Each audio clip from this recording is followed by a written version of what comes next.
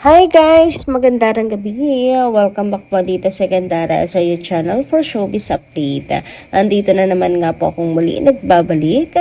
Ang nagmamaganda ninyo kachismosang Kim Pao, wala na pong iba. Ang lokarit na si Gandara upang maghatid sa inyo ng latest update and fresh happenings patungkol kina Kim Chiu and Paolo Avellino. And para nga sa gabing ito ang tatalakayin natin at pag-uusapan ay mayroon pong kinalaman dito syempre sa hulog na hulog sa isa't isa na Kim Pao. Uy, grabe, wala na po talagang kalawala. Talagang itinadhana po sila sa isa't isa. Pero bago po ang lahat ng yan, sa mga hindi pa nakaka-subscribe sa ating channel, maaari lamang na pindutin po ninyo ang subscribe button at notification bell natin na nariyan po sa ibaba upang maging updated po kayo at ma-notify tuwing may bago tayong chika at balita hinggil sa Kim Pao. Basta mga balita na may kinalaman kina Kim Chiu and Paolo Avellino, sagot na po natin yan. Kaya kung araw-araw mga updates and mga events ng Kim Pao hanap nyo, yan, nasa tamang channel kayo. And samantala narito naman ang mga nais nating shoutout ngayong gabi at pasalamatan.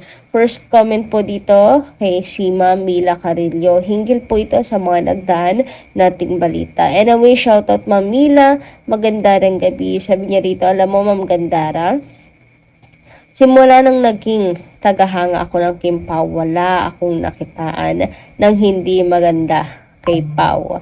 Napakabait. Ayan, na tao. Nasubaybayan ko si Pao, naging mabuti siya kay Kim. Wala kaming pagdududa kay Pao. Naging mabuti naman siya kay Kim ng pakikiharap. Nire-respeto naman ang bawat isa. Nire-respeto naman bawat isa't isa. Lalong naging maganda ang pakikitungo ng fans. Maraming mga fans and of course solid senior. Ayan, naging mabait si Pao sa mga senior. Kaya gano'n na lang ang paghanga namin sa aming idol. Kim Pao, ayan, hanggang nakasubaybay kami lagi sa araw-araw sa Kim Pao hanggang ngayon, forever fun solid senior. Gano'n na lang, kalakas ang pagtayo ng pundasyon ng Kim Pao. Todo na natin upang hindi masira ang Kim Pao, hindi matitibak ang pader ng Kim Pao. Tapat at tiwala kami sa Kim Pao, blessing and support kami hanggang dulo pagdating ng panahon. Good looking for, ayan, Kemerald Kim Pao. So ayan guys, good looking for Merached Kim Pao. Ayan, di ko medyo na-gets. But anyway, ayun, tungkol sa sinasabi ni Ma'am Mila na wala naman po silang nakikitang negatibo kay Pao na hindi maganda. Actually, sa pag-impression talaga, yung pag-uusapan natin, bad boy talaga si Pao. I don't think na parang yung tiwala nyo kay Pao nandoon agad-agad. Sa looks kasi ni Paolo Avellino, parang hindi kayo magtitiwala. Pero nakikilala natin si Pao, patagal ng patagal. He is one of the most generous and mabuting aktor, mabuting tao, si Paolo Avellino. Nakikita natin yung side niya. Talagang siya po ang isa sa pinakamabait na artista na madi-describe mo sa industriya. Napaka-humble at marunong makisama. Medyo suplado lang yung tingnan kasi tahimik, pero wag ka sobrang bait at kahit sinong magsabi na nakatrabaho po si Paolo Avellino, mapa-staff or kapwa-artist, talagang favorite nila si Pao kasi napakabuti. Wala silang ibang salita and descriptions kay Paolo kundi ang bait, ang husay. Kinikilig sila kasi syempre, wow, Paolo Avellino. And ganun din po kay Kim Chiu. So highlighted lang po ang comment ni Ma'am Mila kay Pao. So kakatuwa na dahil po sa tambalan nila ni Kim, mayroon po siyang nakuha rin na fans na nakilala po siya ng lubusan. Kaya maganda talaga no na napapadikit po siya kagaya ni Kim na masiyahin. Yan, para mas nakikita natin yung side niya. Napakatahimik kasi ni Paolo kaya yun. Well, actually, nahahawa na rin po siya sa humor ni Pao. Ang kulit na rin po. Ang laki na ng, parang ang layo-layo na natin. Pag ugali at kung paano kumilos ang Kim Pao. Ang layo na talaga. Samantala, dumako naman tayo sa comment ni Ma'am Norma Dayag. Magandang gabi po sa inyo. Ayan dito. Good evening, Gandara. Leave this issue pala, Gandara. Let Kim face all these accusations between them. Be positive lang tayo, okay? Yung Christmas ID ng ABS-CBN is strong evidence that they are perfect couple. So their closeness with each other is a strong evidence to them that they are civilly married. Gandara, sa Christmas ball ng ABS-CBN ay sila naman ang magkakapareha at sinabihan na si Kim. Gandara, may nabasa po ako na nakabook na sila for long vacation after holiday season. So, these are the evidence to prove their deep relationship with each other. Bashers, why don't you give a vlogs to your idol so that they will shine with their careers? Sayang lang, laway nyo mga haters sa Kim Pao. Kasi, matatapos na ang 2025 pero no heard about them for their projects. Yet, Kim Pao's project waiting for them this coming 2026. How about your idol? Dying effect cause of your devil mind regarding Kim Pao, who has a good heart yet generous and humble. God bless us all.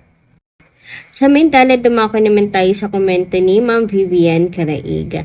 Magandang gabi po sa inyo, madam. Sabi niya rito, bakit ulit-ulit ba ayaw niyong intindihin?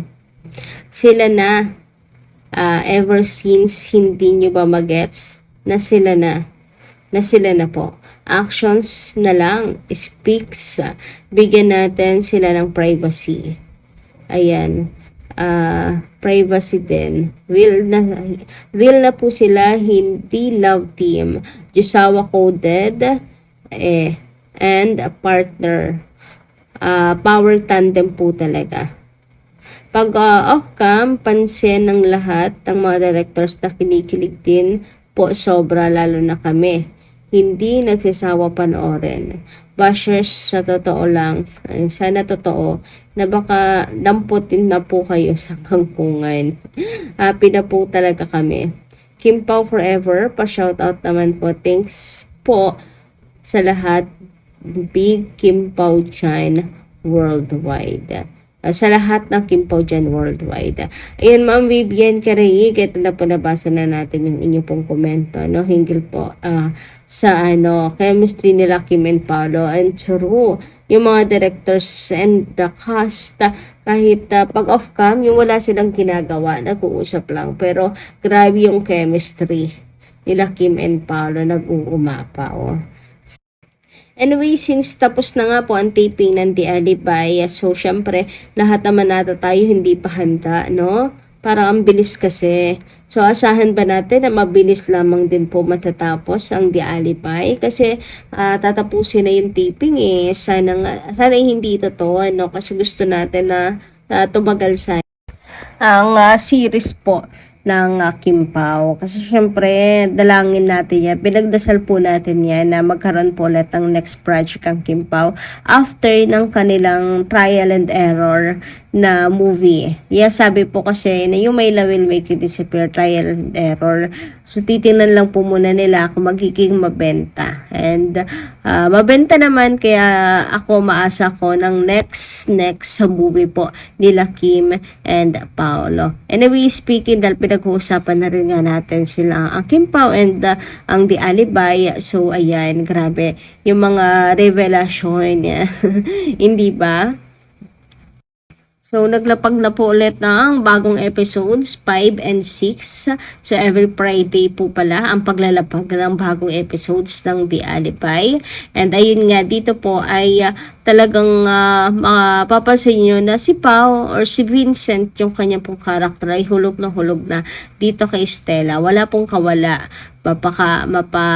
In real life, walang kawala po sa tadhana ang Kim Pao. Kaya naman, Stella, baka naman, charota, baka ikaw ay ma-in love ha at bumigay sa iyong fake boyfriend. Pero wag ka, talagang hulog na. And yung galawan din ni Vincent, grabe, napaka-concern. And very jowa lang yung atake. Jowang-jowa talaga yung atake. So, ayun, masasabi lang po natin, talagang wala pong lusot ang Kim Pao sa tadhana. Grabe. Tinatali na po silang dalawa ng tadhana. Kaya wag kayong bibitaw. Wag kayong pumilit na bumitaw, Kim Pao, pakiusap lang. So, ayan, tadhana na nagtatali sa inyong dalawa. So, wala, hulog na si Vincent kay Stella at ganoon din si Stella kay Vincent. Hulog na. Sana ganoon din in real life. Anyway, hanggang dito lang muna nating update. Maraming salamat po sa inyong pakikinig. Kita-kits po muli tayo sa susunod natin, chikas. Maraming po salamat.